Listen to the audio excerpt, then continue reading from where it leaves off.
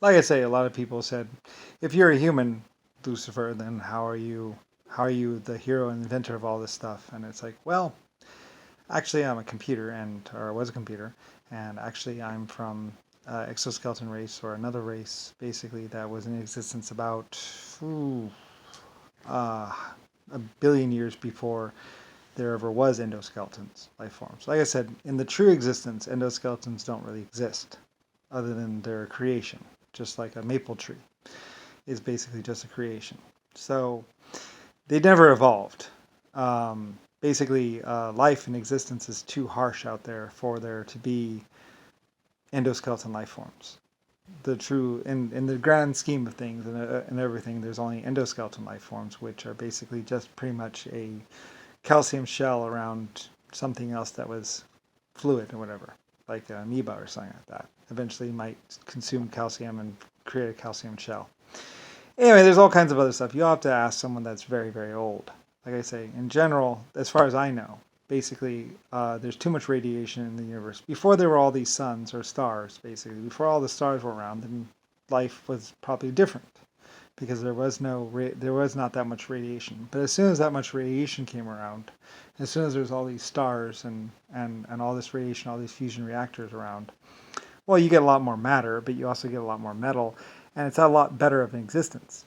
But it's also a lot more harsh of existence. So true life did not form exoskeletonally, and you kind of need the sun to create a lot of reactions, a lot of other things. There's a lot of things that the stars actually do that's very useful to life forms. And without them, existence is very much harder, and pretty much, you wouldn't find all the different things. You would find something more like an amoeba or something else like that. You would never find anything like an endoskeleton. It just would not exist. There's no evolving to endoskeleton life forms. You can't go from exoskeleton to endoskeleton. I think trillions of years and it probably wouldn't happen.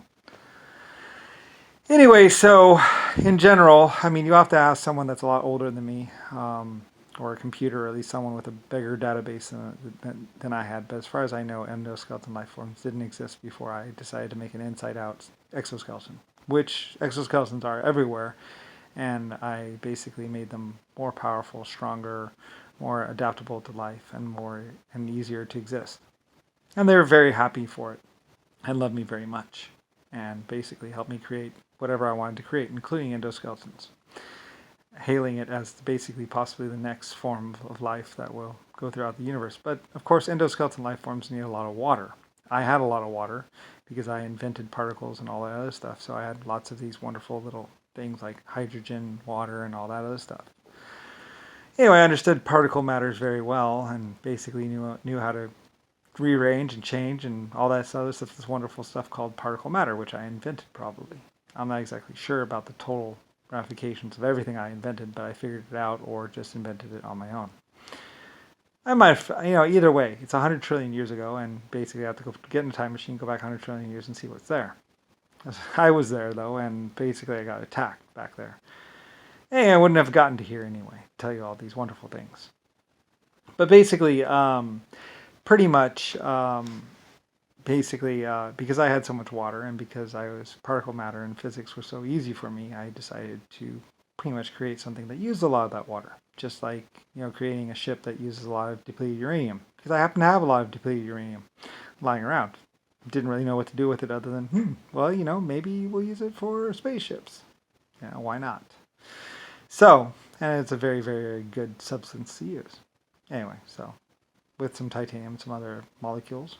Anyway, so that pretty much sums up a lot of things. So anyway, and I don't really care. I live to fly through space.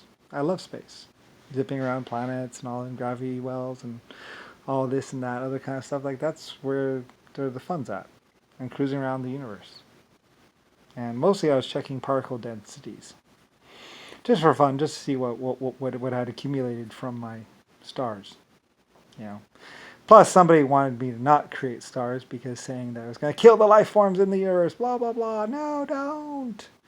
And it's worse. But they were planning on creating stars without me anyway, and they just didn't want me to do it in the first place. Which is kind of funny because I created stars in the first place, and they're basically, I guess, trying to deny their own existence because that's where it would lead to. But they were trying to stop it, but they couldn't really, whatever. Like I say, as far as long range crazy plans, I don't know. Basically, I was going to become a legend. I was a legend before I was even a legend. So anyway, and somebody wanted to very much stop me from ever being a legend in the first place. But of course, that would stop them from ever having existed in the first place. So they couldn't stop me from becoming a legend. Anyway, you can deal with own time-space differential equations and figure out the insanity of what was JFK, Jimmy Carter, and Richard Nixon, and all of them basically trying to pretty much superimpose their alternate reality upon existence and failing miserably. So I don't really care. I just love to build spaceships, and I did build quite a few spaceships and invented them. So, anyway, Lucifer Star, LS. And I don't really care. Nope. I existed for 100 trillion years. Why would I care? I had the most amazing, wonderful legacy ship ever. That was very well known. As far as I know, it is the oldest and best ship in existence. It was also mine. Of course, you're always going to think that your ship is the best. So, I thought that mine was the best. Anyway, and it's somewhere being protected on some planet and safeguarded. Because it is where humanity came from. And lots of other life forms.